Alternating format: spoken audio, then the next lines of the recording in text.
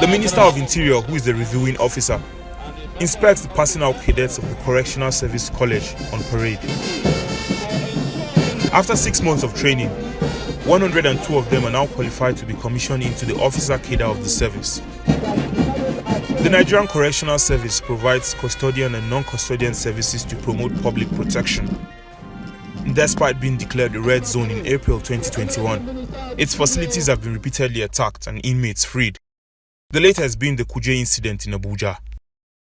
The minister announces that going forward, there will be an increase in the weapon and armaments available to correctional facility managers. This is in addition to capacity building trainings in weapon handling to repel such attacks. We are fortifying the provisions, infrastructural provisions, buildings and such provision to make it very difficult for anybody to even violate the perimeter of our facilities, raising the capacity of managers of our custodial facilities to, on their own, stand up and defend their facilities. That is one. Two, we are mobilizing support of other security agencies, particularly the military, to reinforce the defense and security of our facilities. And we are equally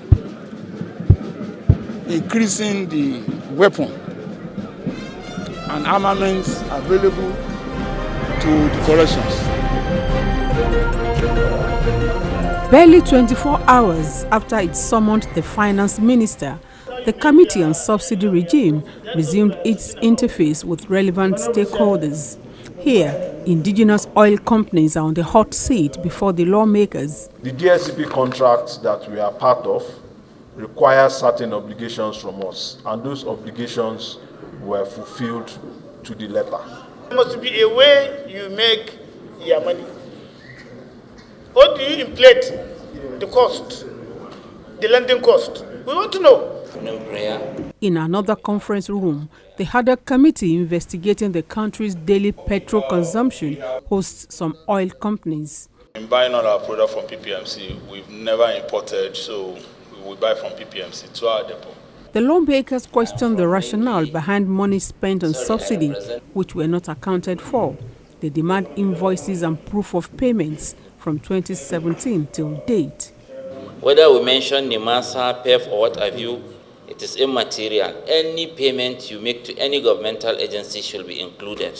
I'm repeating myself, any payment to any governmental body should be included as part of the proof of payment we earlier ruled on. And I'd like to know if those who truck out from you, if you have any proof of delivery. Both committees continued their separate sittings on Thursday. Rashid Hamid, popularly called Okoilu, had been declared wanted by the police since March this year. He was arrested on Saturday last week in a hotel and had since been in police custody. On Wednesday, Rashid Okoilu was brought to court by these heavily armed security operatives for arraignment. Magistrate Segun Ayilara says he lacks jurisdiction to entertain the case due to capital offences leveled against the suspect, which include murder, felony, and conspiracy, as contained in the charge sheet. The magistrate ordered that he be remanded at Ilesha Correctional Facility till the 7th of October. Counsel to the suspect addressed journalists. Asif Karim, popularly known as Okolu, was brought to court this afternoon before the Chief Magistrate Court to Oshogbo. He was arraigned, and because some of the offences in the charge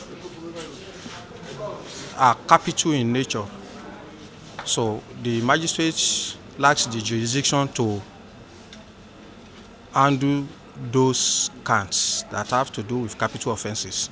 So that is the reason why the court ordered that he be remanded in the correctional center while The police are ordered to duplicate the case file for submission to the Director of Public Prosecutions, OSUN State. The State Commission